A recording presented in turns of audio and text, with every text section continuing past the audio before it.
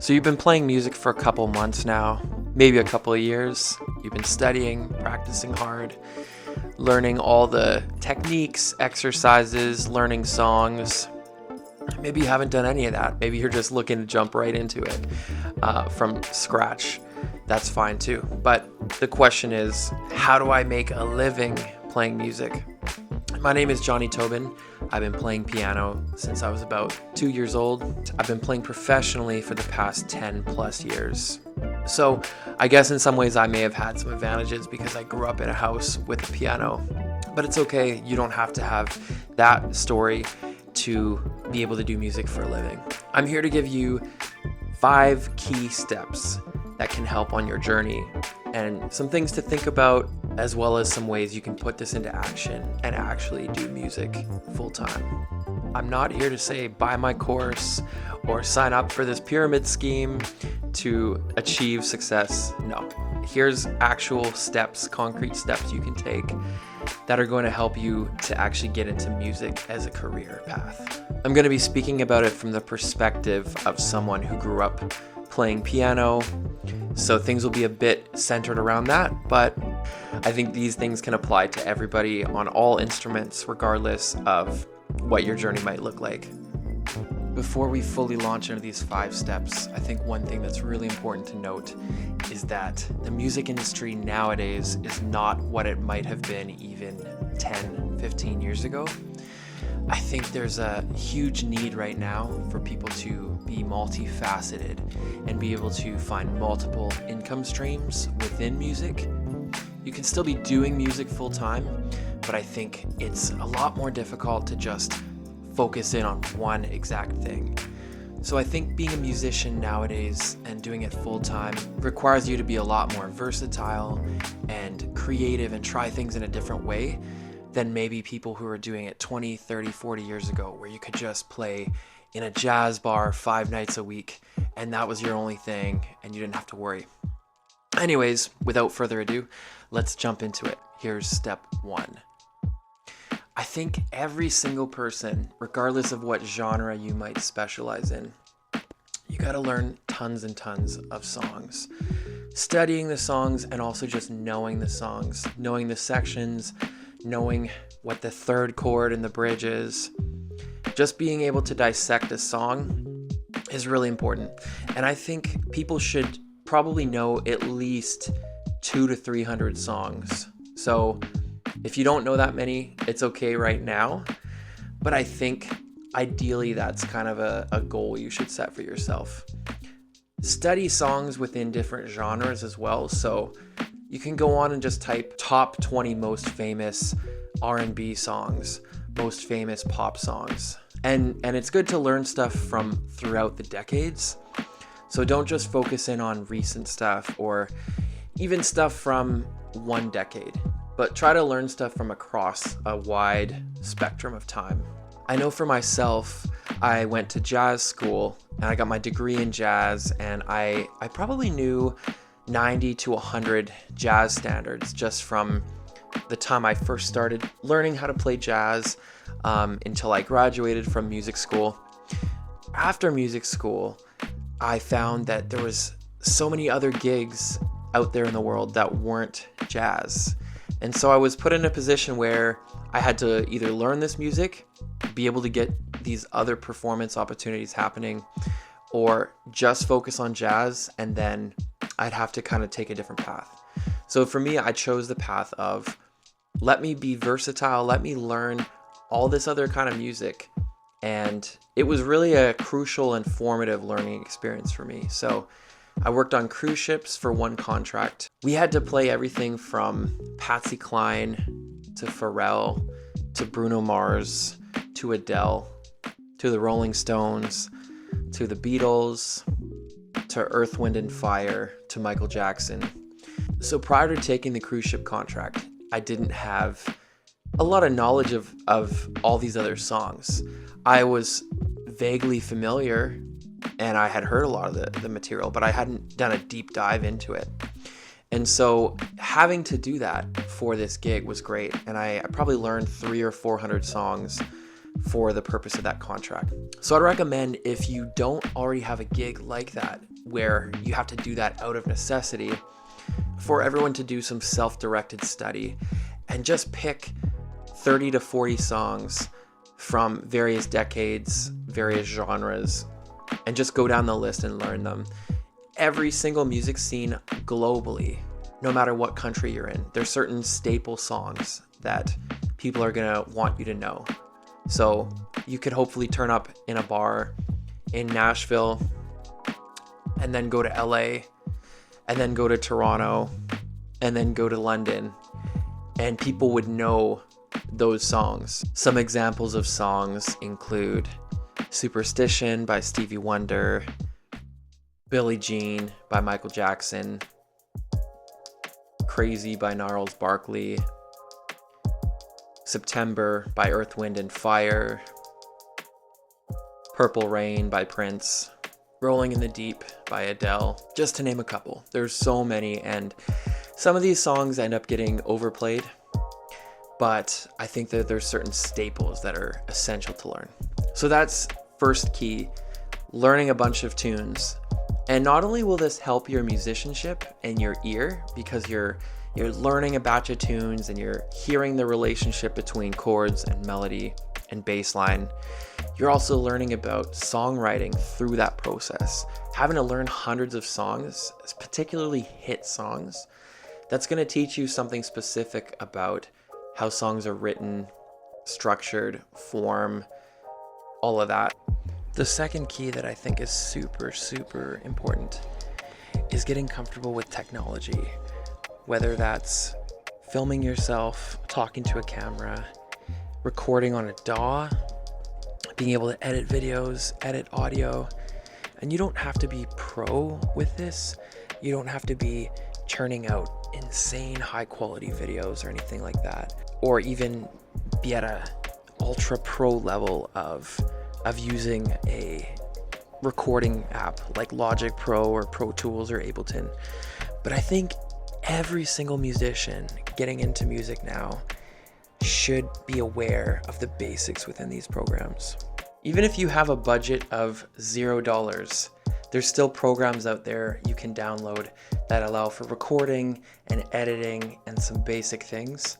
You don't have to be an expert in this by any means at all. And I'm still learning new things every day, even though I've been using Logic Pro for 15 years. But I think every single person in the music industry, if you're creating music and performing, you should be able to have some basic cursory knowledge of a digital audio workstation and know your way around it to at least record, edit, bounce out stems. For example, if you're a singer and a producer is working with you, you should ideally be able to record yourself at home, import the audio, record your vocal tracks, isolate your vocal tracks, send those vocals out, and then the producer can take those vocal stems and work with them. Obviously, different people in the music industry have different skill sets, and there's people who specifically specialize in engineering and recording. And it's great to go to those people when we can afford to. But I think especially if you're starting out, it's really important to be able to have the tools yourself and harness whatever you might have, even with limited budget, what you're able to do. We're coming up to step 3 of 5 in the process, which is networking. I know that might feel like a really bad word, annoying word. Personally, I don't love the term myself because it feels like a bit transactional and a bit music industry speak. But connecting with people is a very important component in actually getting booked and getting work. So how do we do this? How do we do this in a way that feels normal, natural, not transactional, not fake, but also at the same time positions ourselves to be able to say, hey, I'm ready to work, book me, without also sounding super desperate. I think in some ways we almost have to view ourselves as tourists in whatever music scene we're in, and research the scene as a tourist might, look up local music listings, look up local musicians, and start following people on whatever your social media platform might be. Start engaging and interacting in a way that feels authentic for you. Find people whose musicianship you actually truly enjoy. Don't just try to find someone that has success or popularity, but you may not necessarily feel connected to them. Try to find musicians that resonate with you and connect with them in meaningful ways. I think typically what happens in a lot of music scenes is, unfortunately, people tend to have very short memory, and so they may continually work with people who they have most recently been working with, or people in their immediate circles. That's often where it starts, and then people's network then branches out from there. I think often there's scenarios where certain musicians can't make it, or someone bails, flakes unexpectedly, and then you may be then put in a position where you can step in and, in some cases, save the day, save the gig, literally. So there's that saying of opportunity is where luck and preparation meet. I think it's kind of true. You have to be prepared, you have to be ready. So step one, I mentioned learning all these songs. So let's say someone has a gig and their keyboard player bailed 2 days before the gig, and they send you a set list. Let's say the set list is 60 songs. Pretty typical if you're doing a couple hours of a gig. Let's say of those 60, you already happen to know 45 to 50 of the songs. If you've done homework ahead of time and you've kind of done the preparation, then you're gonna have a way easier time picking up this gig and saying, yeah, I'm able to do this, I can learn these songs. Obviously, people can make it work. If you knew 0 of 60, maybe you're a crazy hustler and you wanna do it and you're able to do it, that's great. But I think just having some of these things in place ahead of time is great and facilitates some of these things to continue to happen. So someone might bail on a gig, you're there to step in, help them out, and you do a really good job on the gig, and you show yourself to just be a good hang on the gig. I think that really matters too. So this is kind of step 3/4, I guess, transitioning into. Along with the networking and the aspect of socializing, I think that you have to be a really good communicator and a really good person to be around.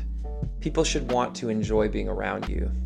I'm not a therapy channel. I'm a musician and a producer and an artist. So I'm not here to fix people's trauma and personality issues, but it's worth having some self-reflection and having a sense of, am I enjoyable to work with? Am I easy to work with? Do I make things easier for people? Am I helpful? Or do I make things more difficult for people? And do I create drama? Do I create more difficult situations for people? I think these are all really important things to think about in our music journeys. And we've all made mistakes. I'm not saying there's some perfect person out there. We're not going to get along with everyone either. Not every gig might be for you. Not every artist might be for you. I've personally had artists that I no longer work with because we weren't aligned and certain things just didn't make sense. And they have now found other musicians to work with that work better for them. And I have other artists and other collaborators that I work with where things work better for me. But I think in general, if you are just a person who is pleasant and kind and gracious and grateful to be there, I think that really goes a long way. So that's step 4, just being a good hang, a good person. All right, so the final step, and again, this isn't going to immediately just be a magic miracle thing that watching this video and taking these steps will automatically guarantee that you're going to be doing a career in music. I think there's many other things to consider, but if we put this all together, so learning a bunch of songs, being good, maybe not good, but decent enough at knowing basic recording video, audio things, connecting with your music scene, being a great person, easy to work with, easy to hang with. Number 5 then, I would say, is once you sort of have some of that settled, is to then sort out what your actual goals are and what your niche is. I think a lot of people don't have this. A lot of people don't have goals. They just say, yeah, I want to play music. I want to do music. And then you get into it and you will find there's a lot of things maybe you're not cut out for, or things that don't resonate for you.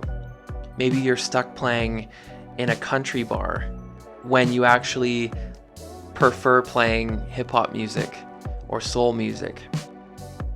It's okay to switch genres and aesthetics and find that you don't actually gravitate to something and decide to pivot. I think what's really important is to have a strong sense of self-identity and have a sense of what is the kind of music I want to be playing. I think it's important to be well versed in a variety of different styles and be versatile.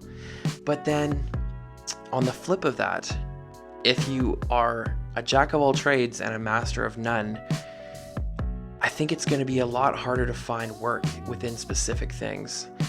So it's really important to ask yourself the question, who am I? What do I want to be doing? What do I bring to the music scene that is unique? What is my sound? What is my style? These are lifelong questions. I think some of us, we go through identity crisis at various times, imposter syndrome. But I think it's really important to ask ourselves these questions and have the self-awareness. So those are 5 key things that I think are very important to having a career in music. I'm going to probably do more of these sort of little series, video essays on various topics. And this is something I want to dive into more because I think a lot of people aren't necessarily talking about the challenges and the pitfalls and the trials and tribulations of being a full-time musician. But I've been doing this for 10 plus years, and I'd love to share what I know and what I've experienced. I also offer music lessons and music coaching and consultation if that interests you. Don't forget to like, comment on this video with some of your thoughts or experiences, and subscribe. Hit the bell as well for notifications when new videos drop. I'm planning to do this more frequently, talk to the camera, share more info, share more music. And that's it for now. Hope you have a great day.